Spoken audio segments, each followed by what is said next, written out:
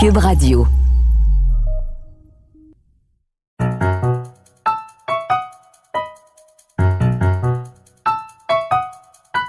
Ici Mathieu Bock-Côté et bienvenue aux Idées mènent le monde.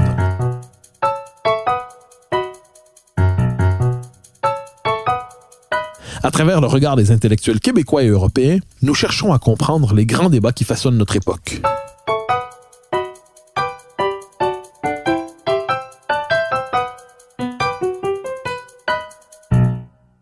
Un peu partout dans les sociétés occidentales, on constate l'existence dans le système médiatique du politiquement correct, qui balise l'espace du pensable, qui condamne surtout ceux qui ne partagent pas certaines convictions officielles et imposées aux marges, au bannissement ou à tout le moins à la marginalité. Et pourtant, en certains pays, en France notamment, existe une dissidence au sein de l'espace médiatique, un discours critique qui est parvenu à s'installer au cœur des médias. Comment fonctionner dans un système idéologique qui fonctionne au politiquement correct et le critiquer sans pour autant s'en expulser une fois pour toutes? C'est la question que je poserai aujourd'hui à Charlotte Dornelas. Bonjour. Bonjour. Alors, question toute simple que je posais de manière un peu théorique, mais je vous pose directement. Vous évoluez dans un système médiatique et intellectuel qui, depuis une 50aine d'années, est globalement marqué à gauche. Et on ne saurait utiliser cette étiquette pour vous qualifier. Alors, question première, tout simplement, vous êtes journaliste à Valeurs Actuelles. Comment parvenir à évoluer dans un tel système qui a tendance globalement à transformer en proscrit ou à tout le moins en polémiste, à tout le moins en controversé, en très controversé, ceux qui remettent en question ses évidences, ceux qui remettent en question son hégémonie et son récit de l'actualité? Alors, je pense que c'est d'abord une question de caractère et d'éducation. Ça vient de loin, en fait, l'idée de se prémunir de l'idée qu'il faut penser forcément comme tout le monde surtout et comme tous les gens qui nous entourent en permanence surtout.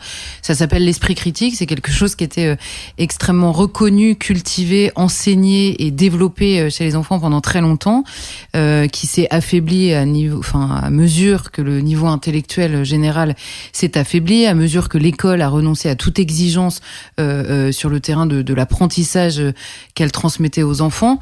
Et c'est en l'occurrence quelque chose que j'ai eu la chance de me voir transmis par mes propres parents, qui m'ont sur beaucoup de sujets expliqué qu'il n'était pas nécessaire de penser systématiquement comme les gens qui nous entouraient pour être respectable, et qu'il était possible parfois d'avoir une intuition contraire à ce que professaient les gens qui étaient autour, et poursuivre cette intuition, essayer de la comprendre, essayer de l'argumenter, essayer de savoir si l'intuition est juste ou non, évidemment, et ensuite trouver les moyens de la défendre si elle s'avère juste ou exacte selon les circonstances.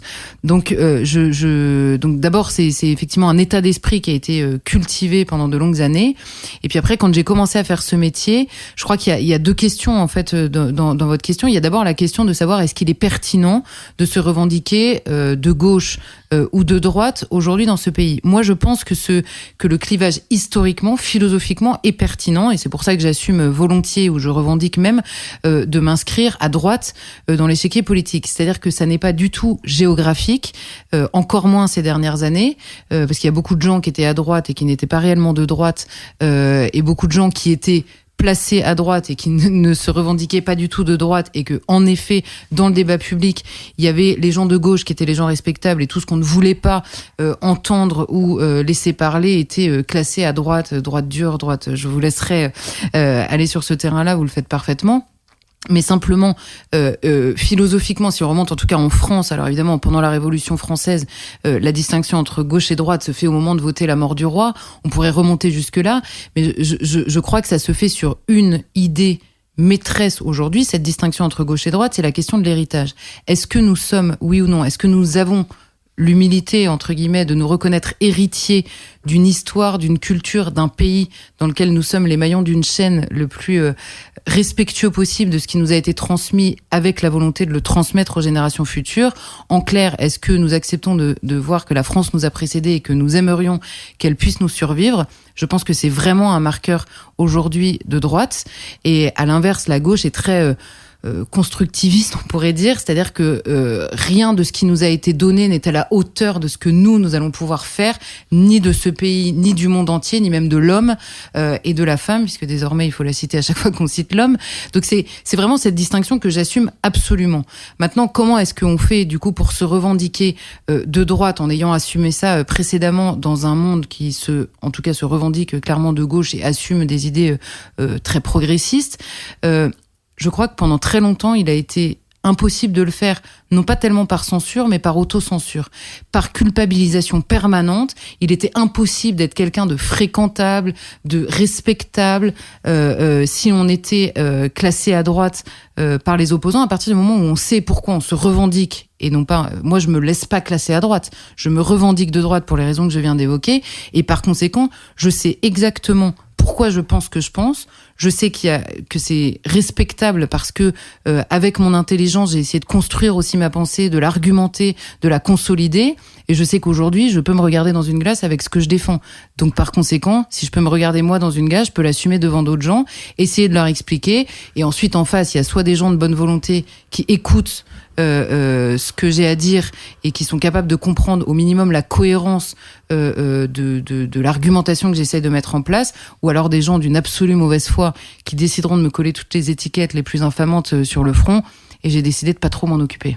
Alors, vous évoquez la question de la censure, mais aussi de l'autocensure. Alors, comment fonctionne, vous les avez repérés, vous avez remarqué, probablement observé dans votre environnement, comment fonctionnent chez vos collègues, d'une manière ou d'autre, les mécanismes de l'autocensure dans le milieu du journalisme, notamment? C'est-à-dire, quand vient le temps de décrire des phénomènes, est-ce que vous voyez chez certains de vos collègues des gens qui voient les choses, mais qui se font un devoir de ne pas les voir pour préserver leur place dans l'univers médiatique? Alors, c'est peut-être un peu moins vrai aujourd'hui, et c'est la très bonne nouvelle en France, c'est que, en effet, il y a plusieurs profils, on va dire, qui se sont imposés dans le monde journalistique, avant même ma génération d'ailleurs, et qui ont réussi à briser l'unanimité idéologique médiatique ambiante. Donc ça, c'est la première chose. Oui, je constate très clairement une autocensure, notamment sur les questions d'immigration et de toutes les conséquences que ça a. D'ailleurs, conséquences assez multiples. La conséquence peut-être la plus douloureuse aujourd'hui étant l'islamisation qui accompagne le phénomène d'immigration massive de ces dernières années. Là, il y a clairement un différentiel parfois saisissant entre les discours qui sont donnés sur les plateaux de télévision ou dans les écrits, dans les journaux, et la discussion entre amis, on est entre nous, on peut dire que quand même on est vachement inquiet, on peut dire que quand même le pays a beaucoup changé, on peut dire qu'on ne sait pas très bien comment ça va se passer, qu'on ne sait pas très bien ce que ça va devenir dans les années suivantes. Moi, c'est quelque chose que je ne supporte pas en fait, parce que je ne comprends pas comment je crois que la personne est, même c'est une question quasiment de salubrité intellectuelle, mais même psychologique, morale à la fin, d'être relativement unifié dans sa vie. Donc quelqu'un qui dit l'exact contraire de ce qu'il pense dès qu'une caméra est ouverte, je ne sais pas comment ces gens arrivent à vivre et à ne pas devenir fous, en fait, tout simplement, selon le principe de non-contradiction qui est quand même évoqué depuis quelques siècles maintenant. Je le constate. Et je découvre qu'en fait, c'est pas si difficile que ça de s'y opposer. Encore une fois, ça a tellement... les idées qu'on défend aujourd'hui, quand je dis on, c'est nous, par exemple, Valeurs Actuelles, mais tous les profils un peu dissidents, on va dire, dans l'univers médiatique assez uniforme, c'est beaucoup plus exigeant pour nous. Pourquoi ? Parce que pendant 30 ans, il y a eu beaucoup de difficultés pour ces idées-là à percer dans le milieu médiatique. Donc c'est plus exigeant parce qu'on nous pardonne rien. Pas une erreur, pas le fait de se tromper. Alors on peut le voir de deux manières différentes. On peut se dire c'est extrêmement injuste parce qu'il y a des journalistes qui sont dans les médias très en vue et très respectables selon le vocabulaire autorisé, qui peuvent se tromper 15 fois dans la même journée, à qui on dira jamais rien. Et nous, on fait une erreur, on présente des excuses et on rétablit le fait sur lequel on s'est trompé, et c'est 15 jours de polémique. Alors on peut se dire c'est extrêmement injuste et passer nos journées à dire que c'est injuste, ou alors se dire bon, c'est une exigence après tout que on aurait même envie de s'imposer soi-même dans un métier qui réclame quand même un minimum d'honnêteté et de recherche de la vérité. Moi, c'est le parti que j'ai décidé de prendre, mais j'ai été assez étonnée, pour tout vous dire, quand j'ai commencé à faire ce métier, de la possibilité finalement de défendre les idées que je voulais défendre dans ce milieu-là, je pensais que ce serait beaucoup plus difficile que ce que ça n'est en réalité. Alors il y en a évidemment qui, encore une fois, vont coller des étiquettes, expliquer qu'on est des monstres animés par la haine. Moi, personnellement, je sais que ça n'est pas vrai. Donc, en fait, une fois que je sais que ça n'est pas vrai et que je sais les raisons pour lesquelles je défends ce que je défends et que, en fait, plutôt que de haine, c'est presque même une histoire d'amour à mon pays et à l'inquiétude de ce qu'il est en train de devenir. Donc, une fois que je sais que je suis sur ce terrain-là et pas sur celui que me prêtent mes détracteurs, je suis assez sereine pour briser la question de l'autocensure. Mais il est vrai que je constate sur certains sujets une autocensure folle, qui est peut-être en train d'exploser pour diverses raisons qu'on abordera peut-être, mais il y a de plus en plus de gens qui assument de dire qu'au minimum, on a un problème. C'est déjà le début. Alors, on a beaucoup parlé ces dernières années, surtout sous les années Trump, des fake news. Alors, évidemment, on a tous moyen d'en repérer quelques-uns. J'ai vu hier un rhinocéros qui volait. Bon, effectivement, fake news. Bon, délire. Mais la bataille, me semble-t-il, est infiniment plus subtile et j'aimerais vous entendre sur cette question. C'est-à-dire, quelquefois, il s'agit par exemple de caractériser un fait. Il s'agit de savoir si nous sommes devant un fait important ou un fait divers. Il s'agit de savoir si certains faits méritent d'être mentionnés médiatiquement ou s'il faut les laisser de côté parce qu'ils n'ont pas d'importance en tant que tels. Est-ce que la vraie bataille aujourd'hui, c'est pas, non pas celle justement des fake news devant les vraies news, des real news, mais devant la capacité de caractériser le réel, donc la mise en récit de l'actualité, cette mise en récit qui permet de le mettre en perspective et d'en dévoiler la trame profonde au-delà des milliers d'événements dispersés qu'il compose? Si, c'est une certitude, d'autant que les fake news, encore une fois, il faudrait le définir et se dire, est-ce que le mot même de fake news induit la volonté de tromper chez la personne qui commet la fake news. Alors, d'abord, il y a parfois des journalistes qui se trompent, ils peuvent être excusés à partir du moment où ils reconnaissent leur erreur. Maintenant, beaucoup de la dénonciation de la fake news se fait sur un terrain idéologique, sur une manière de lire un fait. Moi, c'est une de mes grandes obsessions par rapport à la qualification du métier de journaliste. J'ai grandi dans un pays auquel on m'expliquait en permanence que la première qualité d'un journaliste, c'était la neutralité ou l'objectivité. Je ne crois pas un quart de seconde à cette farce, pour la bonne et simple raison que si on prend le terme d'objectivité, les journalistes sont des sujets et non pas des objets. Ils ont un regard sur le monde, sur les choses, sur les personnes qu'ils rencontrent. Ils ont un affect quand ils rencontrent quelqu'un. Il y a des gens qu'on aime plus ou moins de manière d'une manière qu'on ne décide pas. Ils ont une éducation, ils ont des idées, ils ont une volonté de défendre plutôt une société qu'une autre, et ça transpire forcément dans le travail qui est fait. Je crois que la vraie qualité du journaliste, c'est l'honnêteté, qui est parfois très difficile à assumer. Parfois, on part en reportage, on a forcément une idée un peu de ce qu'on va voir. C'est normal, c'est humain, c'est même d'ailleurs quand on prépare un reportage, forcément, on se fait une idée de ce qu'on va rencontrer. Alors, l'honnêteté est extrêmement exigeante au moment où vous rencontrez quelqu'un qui vous étonne, où vous voyez de vos yeux un fait que vous ne vous attendiez pas à voir. Et ensuite, il faut, selon la formule, accepter de voir ce que l'on voit. Je pense que c'est ça la vraie qualité d'un journaliste, et c'est pour ça que le domaine de la fake news et de la volonté, notamment gouvernementale, de réguler la vérité journalistique me fait extrêmement peur. Je vais prendre un seul exemple il y a quelques années, mais qui m'avait bien traumatisé, le mot est peut-être un peu fort, mais en tout cas qui m'avait choqué au sens choc du terme. En 2015, quand arrive la ruée migratoire vers l'Europe, à l'époque, alors c'était Éric Ciotti, je crois, ou peut-être Estrosi, bon bref, peu importe, mais une personnalité de la droite gouvernementale ou républicaine, comme on dit, qui avait expliqué qu'il était possible que dans ces flux de migrants, on trouve des combattants de l'État islamique. Ce qu'il faut savoir, c'est que cet homme disait ça parce que quelques semaines plus tôt, l'État islamique lui-même avait fait une communication en expliquant qu'ils allaient profiter des flux de migrants pour pénétrer l'Europe.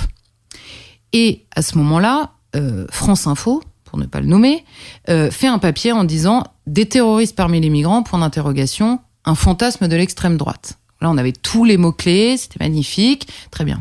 Donc c'était un fantasme parce que évidemment pas du tout, et c'est qu'en fait on était des monstres, et que comme on ne pouvait pas supporter l'idée que l'immigration puisse être une bonne chose, on voyait forcément des combattants de l'État islamique parmi les migrants, et qu'on ne voyait même plus que ça, comme si on n'était pas capable de faire la distinction entre quelqu'un qui mérite l'asile d'un pays parce qu'il est en danger de mort et un terroriste qui se cache dans le flux de migrants.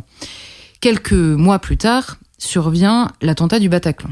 Parmi les terroristes du Bataclan, il se trouve que plusieurs d'entre eux étaient arrivés dans le flot de migrants qui arrivaient censément de la Syrie. On a découvert plus tard que c'était absolument faux dans la plupart des cas. Et là, France Info n'a pas corrigé son erreur, c'est-à-dire n'a pas reconnu puis corrigé son erreur. Elle a tout simplement changé le titre, discrètement. Donc quand vous alliez chercher l'article sur le site de France Info, vous trouviez le titre, alors je sais plus ce que c'était, mais c'était des terroristes parmi les migrants.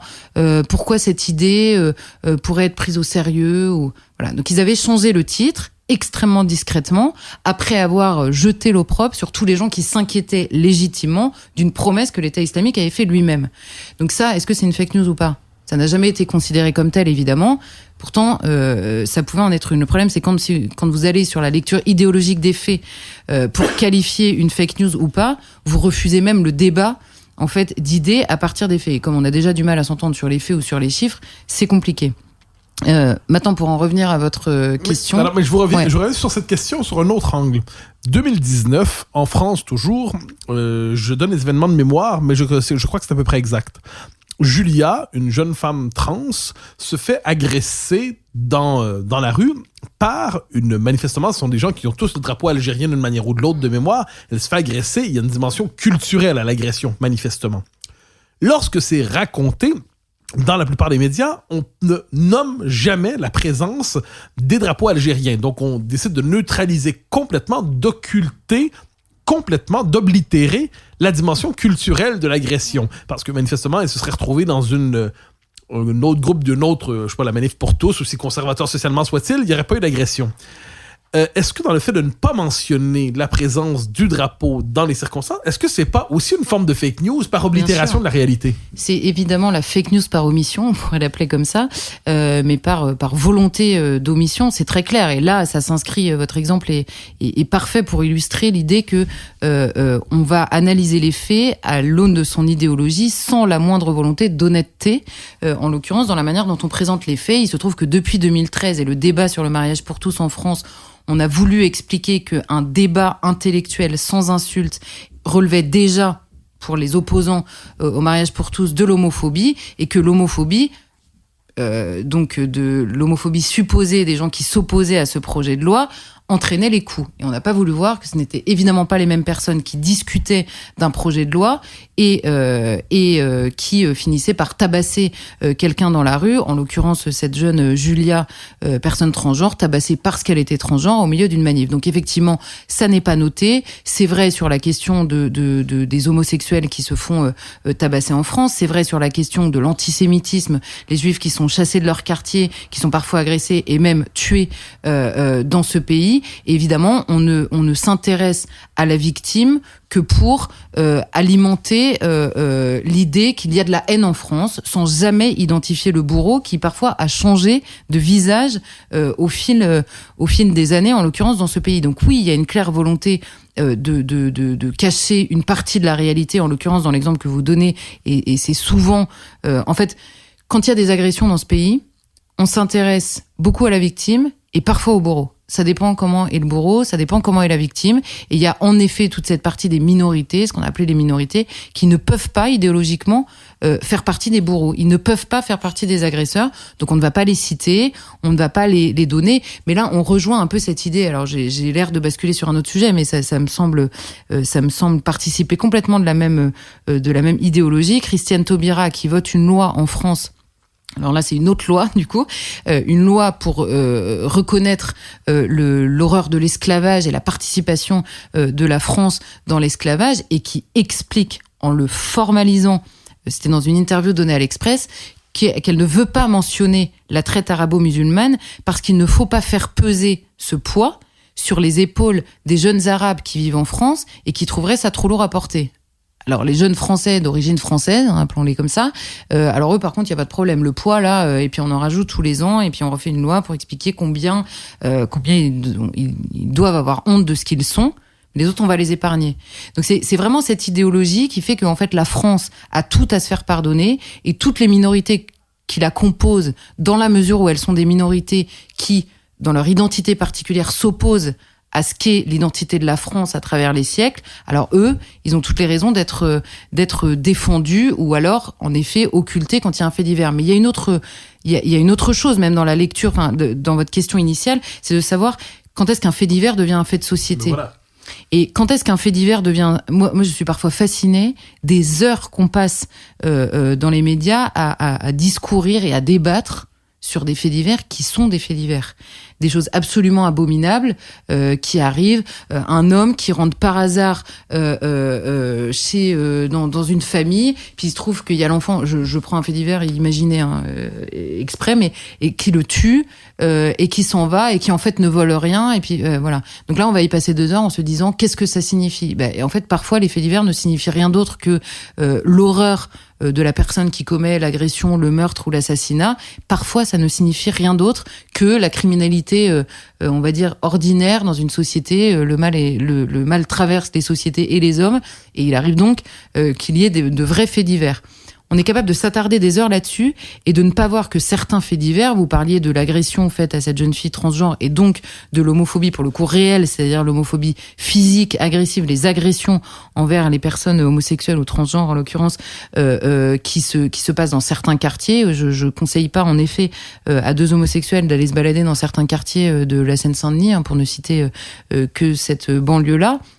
La question de l'antisémitisme nouveau, on ne veut pas le voir et on va prendre les faits les uns après les autres. La question de la place des femmes dans la société. Alors, on s'imagine que la langue française est sexiste. Et par contre, on ne veut pas voir que certaines femmes ne peuvent simplement pas vivre comme elles désirent vivre dans certains quartiers en France. C'est la présence des policiers. Alors, on va prendre un à un cocktail Molotov. Et alors, tous les jours, la phrase consacrée, à chaque fois qu'il se passe quelque chose, notamment vis-à-vis des policiers, des professeurs, des infirmiers, des pompiers, dans tous ces quartiers-là, tous les jours on dit un cap a été franchi. Moi, j'ai l'impression que ça fait 15 ans que le cap est franchi. À partir du moment où il y a des policiers qui sont brûlés dans leur voiture, des pompiers qui se font caillasser alors qu'ils vont sauver un enfant qui est en train de potentiellement mourir dans un appartement et qui n'ont pas accès à l'appartement. À partir du moment où des professeurs refusent d'aller enseigner parce qu'ils ont peur d'aller dans ces quartiers-là, des médecins refusent d'aller soigner dans certains quartiers parce qu'ils ne peuvent pas y aller tout seuls, ou des pompiers encore, parlons d'eux, qui sont obligés d'être accompagnés par des policiers. Ça fait 15 ans qu'on a ces histoires-là.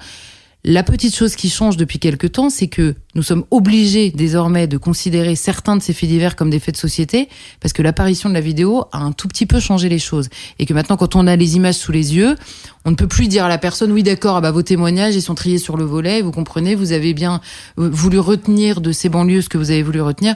Maintenant, quand vous avez une vidéo par jour qui sort, on est bien obligé de reconnaître que ça relève non plus du fait divers, mais bien du fait de société.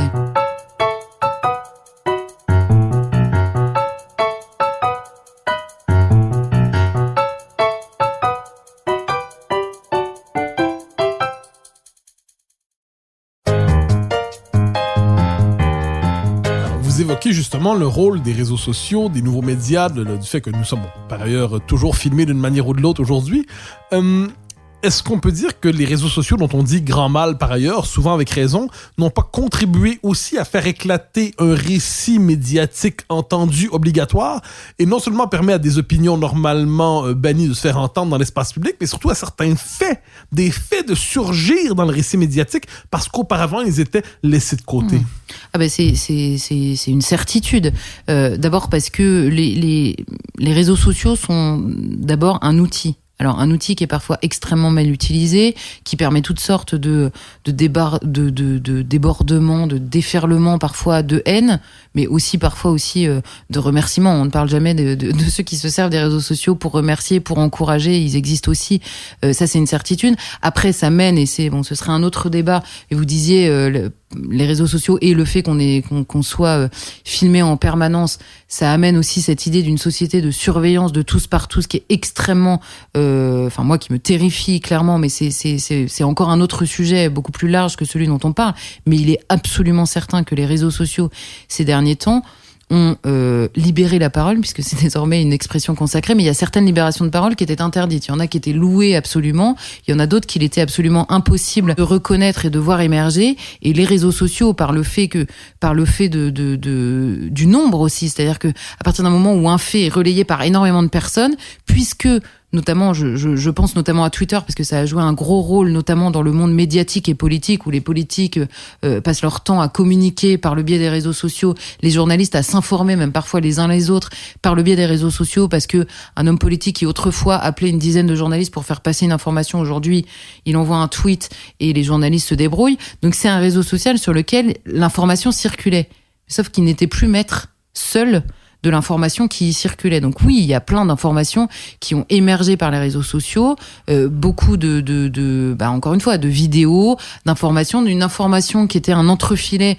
dans la presse régionale, qui relayait sur les réseaux sociaux, finit par monter, et au bout d'un moment, et ça aussi, c'est le développement de médias. Alors, il y a un peu de tout, mais de médias sur Internet, plus ou moins reconnus, qui font fructifier aussi ces informations-là. Et au bout d'un moment, les médias plus traditionnels, la presse de manière générale, qui s'est sentie, à mon avis, légitimement menacée par l'émergence de ces nouveaux médias dans la population, s'est dit soit on continue à l'occulter alors que ça n'est pas occulté ailleurs et donc on va perdre beaucoup de gens, soit on reprend à notre compte certaines de ces informations qu'on aurait peut-être aimé cacher volontairement ou par omission dans nos médias, mais dont on ne peut plus se passer. Et puis après, il y a la question très cynique, mais légitime malgré tout, de l'audience. Quand vous voyez que certaines informations, tout à coup, vous ramènent des gens qui se disaient « moi, je regarde plus la télévision parce que c'est devenu parfois un outil de propagande que je ne supporte plus », et que tout à coup, ces mêmes médias sont obligés de relayer des informations qu'ils n'avaient pas l'habitude de relayer, l'audience augmente. Alors évidemment, la remise en question est obligatoire. Alors, il y a un certain débat dans appelons ça la conception du journalisme aujourd'hui dans nos sociétés. Certains diront les journalistes sont là pour amener, on le disait plutôt, les faits et strictement les faits. En France, il y a le phénomène des chaînes d'infos. Ça existe ailleurs dans le monde, mais en France, c'est un phénomène assez particulier. Ils prennent une place très forte dans le débat public. Est-ce que la vertu des chaînes d'infos, ce n'est pas justement de mettre en débat les faits qui étaient autrefois présentés comme des faits bruts, de rappeler qu'il y a une diversité de points de vue lorsque vient le temps de les saisir, donc le commentaire, l'opinion dont on aime dire du mal, cette idée qu'il y aurait trop d'opinions dans le débat public, est-ce que cette pluralité d'opinions, cet abus d'opinion peut-être à certains moments, ça ne permet pas néanmoins de mettre en débat, de faire éclater le récit unique qui nous était imposé, en montrant qu'il y a plusieurs angles possibles, plusieurs prismes d'abord pour aborder l'actualité? Si, bien sûr. Il y a d'abord... En fait, la manière, il y a le fait, bon, très bien, et il y a la manière de présenter le fait. Il y a la manière de choisir un vocabulaire pour qualifier les faits. Il y a la manière de se focaliser sur un angle. C'est une chose qu'on apprend en école de journalisme. Quand on veut traiter un sujet, on choisit un angle. C'est bien le journaliste qui choisit cet angle-là. Or, sur un fait, on peut choisir 3 angles différents. Est-ce que, reprenons l'exemple de cette jeune femme transgenre, on peut prendre l'angle de la transphobie en France.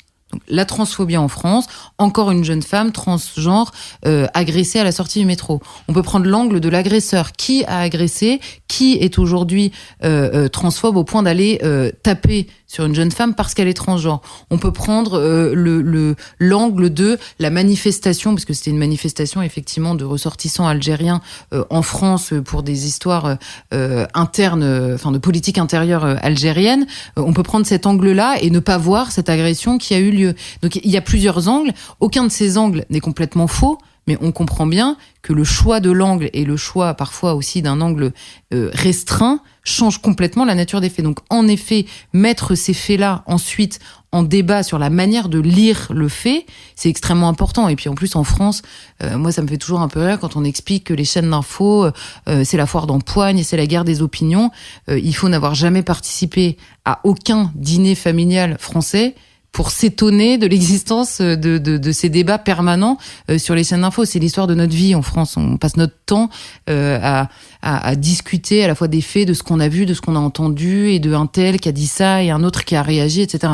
C'est notre manière de fonctionner. Moi, je pense que c'est absolument essentiel, surtout à un moment où l'idée même, l'idée même du débat, et d'ailleurs parfois refusée par certaines personnes publiquement, l'idée même de pouvoir débattre avec certaines personnes comme si le seul fait qu'elles pensent différemment rendait impossible le fait de débattre avec eux ou de les fréquenter selon les mots. Donc moi je pense que c'est une très bonne chose. Après évidemment que il y a toujours des inconvénients à certains avantages, et que le fait de commenter l'actualité toute la journée et de la commenter parce qu'elle arrive brute au moment où vous êtes en plateau, et parfois on vous dit il s'est passé ça il y a 3 minutes, qu'est-ce que vous en pensez ?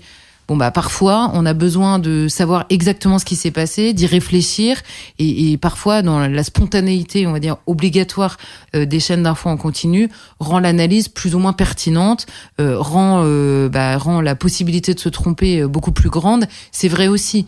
Mais ça nous a apporté tellement un vent de liberté, on va dire, dans le ton et dans la manière d'aborder l'information, que je me plaindrais moins des inconvénients que je ne me réjouirais des avantages ces dernières années. Alors, vous avez évoqué il y a quelques minutes ce que devient la France, appelons ça comme ça, c'est-à-dire depuis une quinzaine d'années, une trentaine d'années, le sentiment de devenir étranger à son pays peut-être, le sentiment de dépossession. Alors, il y aura dans 6 mois une élection présidentielle en France. Alors, d'un point de vue québécois, nous regardons ça avec passion, intérêt et perplexité. Si je vous demandais de décrire ce qui s'est passé en France depuis 15 ans ou 30 ans, qui conduit le pays aujourd'hui dans une situation de polarisation très marquée, qui conduit le pays à se poser des questions qui semblent étonnantes vues de l'étranger. Que s'est-il passé en France depuis 15 ans, depuis 30 ans, depuis 40 ans? Peut-être vous me direz c'est quoi le bon marqueur temporel qui fait en sorte qu'aujourd'hui la France est dans un moment peut-être de surexcitation politique. Mais en fait, c'est une conjonction de plusieurs phénomènes, mais je crois que alors on pourrait remonter, je pourrais remonter très loin, parce que je pense qu'il y a une filiation philosophique qui monte même à la Révolution, dans le basculement dans le pays, dans la manière de voir les choses, dans la philosophie qui mène la politique, a été extrêmement fort au moment de la Révolution française.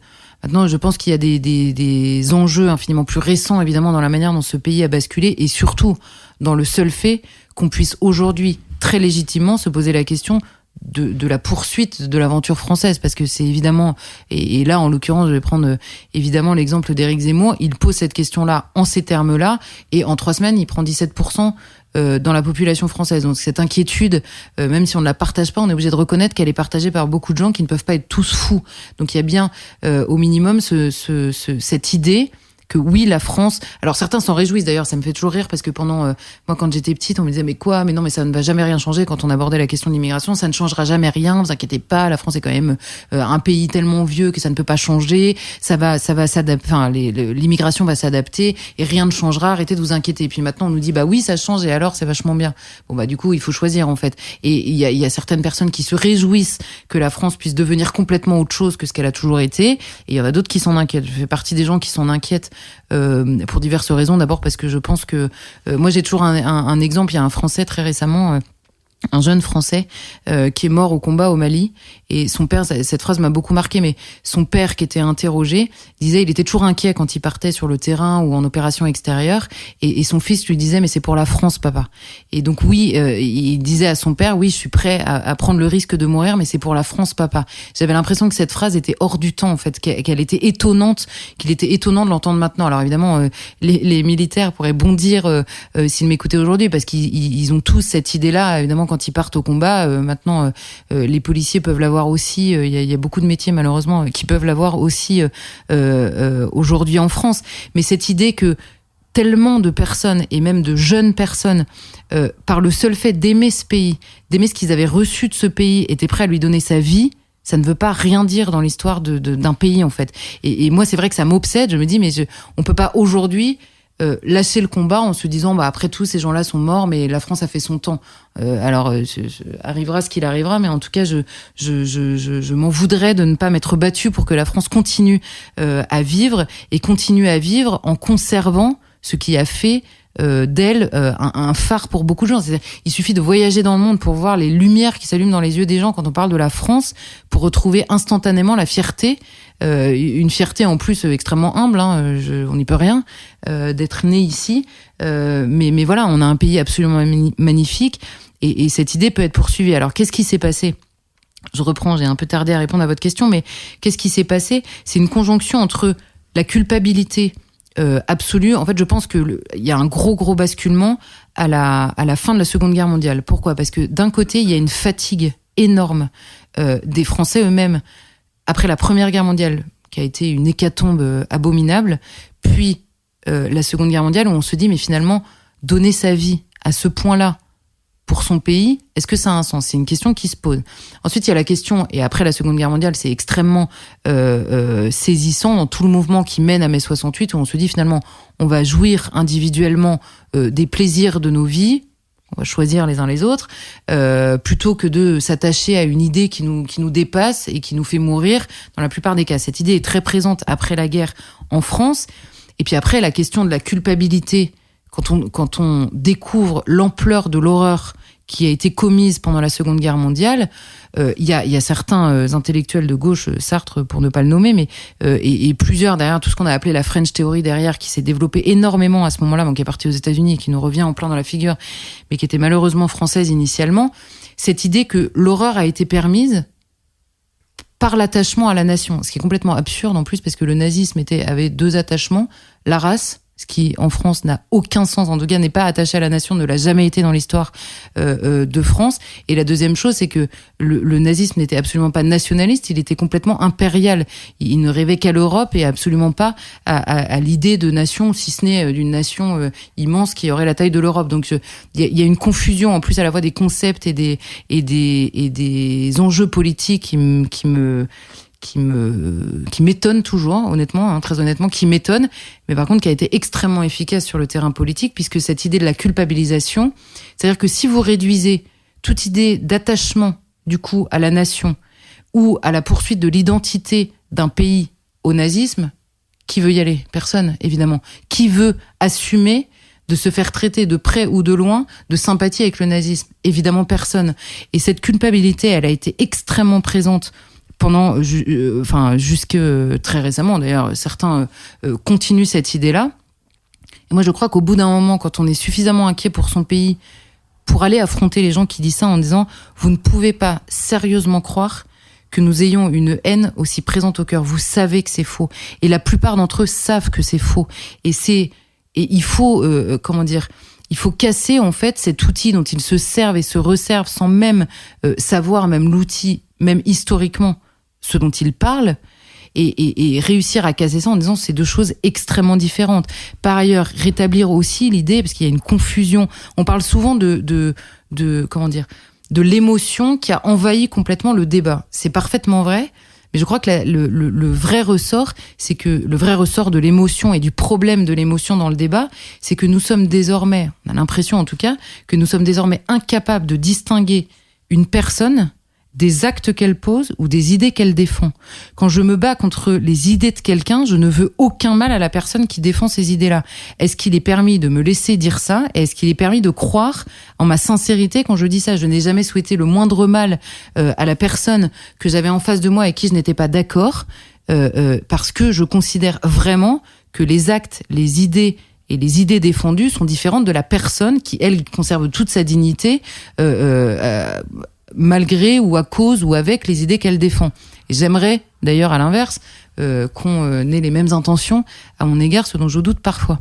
Donc c'est vraiment la conjonction de tout ça, et puis cette idée, évidemment, extrêmement présente que si la nation est responsable, si l'identité est responsable, si la France est coupable, alors tout ce qui relève de ce qui faisait l'unité d'un peuple, c'est-à-dire l'attachement à un pays, est coupable également.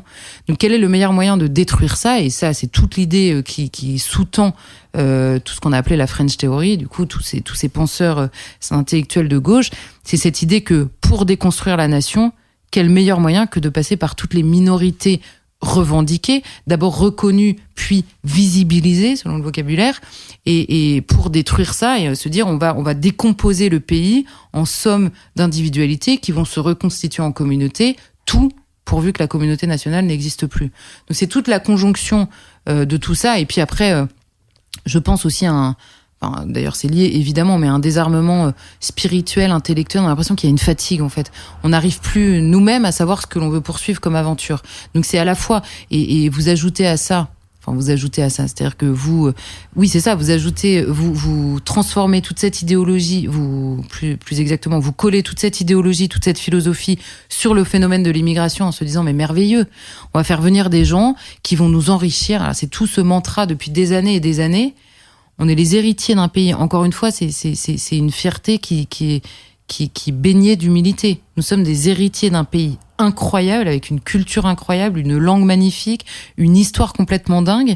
Et on a passé 30 ans à nous expliquer, on va accueillir des gens, non pas en leur disant, vous pouvez devenir français et la France va devenir une chance pour vous, vous imaginez la chance que c'est de pouvoir devenir français, mais en disant aux Français, vous allez accueillir des gens qui vont vous enrichir. Parce que bon, être français, c'est compliqué. La France est coupable, est essentiellement coupable, et surtout coupable, et coupable de tout dans son histoire. Et donc, on va se laisser enrichir par des gens venus d'ailleurs, qui d'ailleurs peuvent avoir des cultures, des revendications, des mœurs qui sont tout à fait respectables. Il y en a d'autres que je discuterai plus facilement, mais il y a des mœurs qui peuvent être très respectables, mais qui sont tout simplement pas françaises. Alors, on a décidé, il y a quelques années, que c'était une insulte de distinguer les cultures, de distinguer les personnes, de distinguer un étranger d'un national. Ça relève de la folie pure dans quasiment tous les pays du monde, mais en France et peut-être plus largement d'ailleurs en Occident, ça relève de l'intelligence suprême, du progressisme. Je ne communierai pas de cette nouvelle religion. Voilà. Nous nous rapprochons de la fin de notre entretien. Vous avez évoqué une fatigue française. Vous avez évoqué le sentiment que plusieurs tendances lourdes ont conduit à la situation présente. On sent aujourd'hui, en France par ailleurs, peut-être un désir de redressement qui prend plusieurs visages probablement, une renaissance de la pensée conservatrice, une renaissance de l'idée de nation depuis plusieurs années.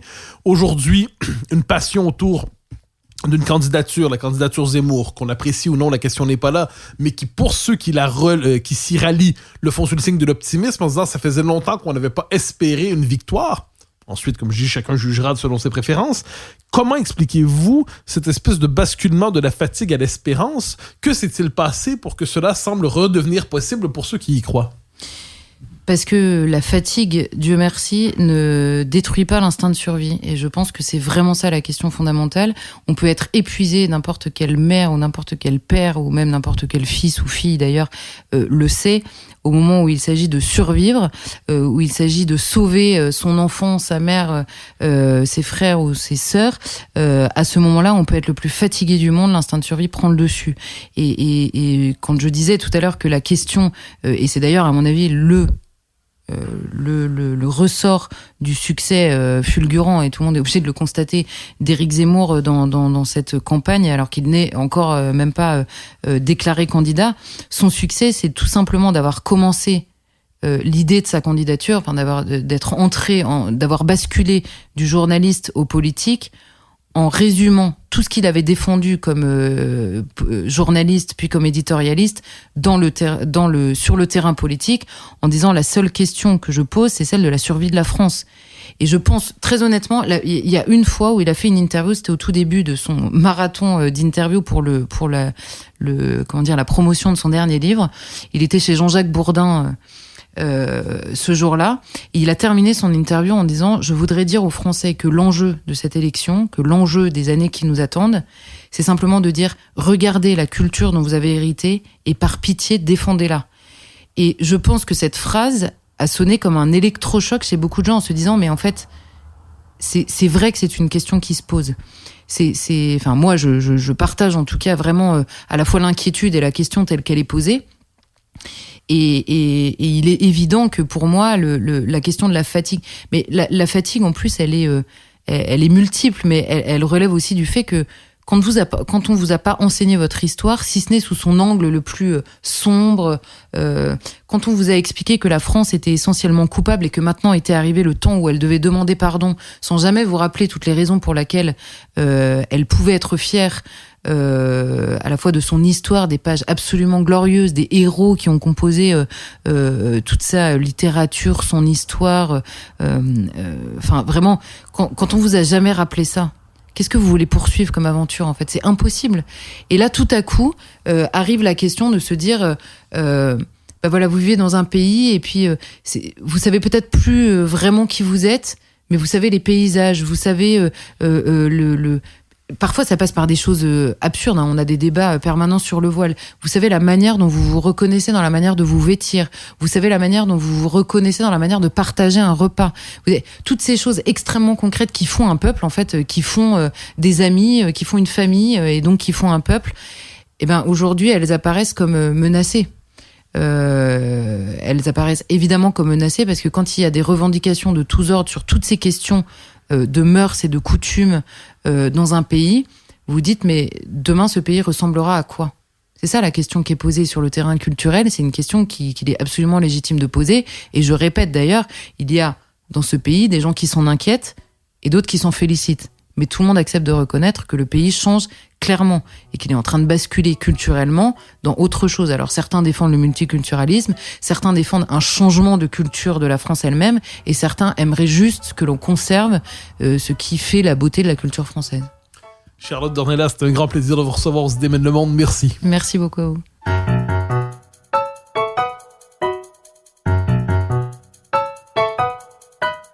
Chers auditeurs des Idées mènent le monde, vous pouvez partager les épisodes que vous aimez sur vos réseaux sociaux. Cela nous donne à chaque fois un fier coup de main pour faire découvrir le balado. Aussi, si vous écoutez sur une autre plateforme que Cube Radio, laissez-nous un commentaire. C'est encore une fois un geste qui nous permettra de faire connaître la série au plus grand nombre. D'ailleurs, merci à vous d'être à l'écoute. Vous pouvez me suivre sur Twitter et sur Facebook. Vous pouvez également lire mes chroniques chaque mardi, mercredi, jeudi et samedi dans le Journal de Montréal. Vous pouvez aussi me suivre à la Joute sur LCN, ainsi qu'à l'émission de Richard Martineau à Cube Radio. Recherche et animation. Moi-même, Mathieu Bock-Côté. Montage et réalisation, Anne-Sophie Carpentier. Une production de Cube Radio.